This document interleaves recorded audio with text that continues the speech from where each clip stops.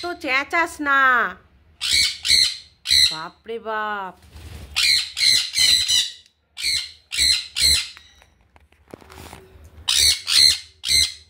শানু আর জানু কি বদমাইশ তোরা হয়েছিস। দেখ সারাক্ষণ চিৎকার করছিস, আবার ক্যাক ক্যাক করছিস সারাক্ষণ ধরে। এটা কি খাওয়া হয়েছে? কি খেয়েছিস এগুলো? জল খেয়েছিস?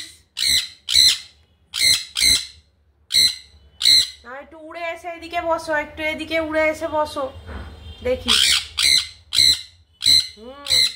ক্যাক ক্যাক ক্যাক ক্যাক ক্যাক ক্যাক সারাক্ষণ আমি শুনতে পাচ্ছি। আবার চুপ, একদম চুপ।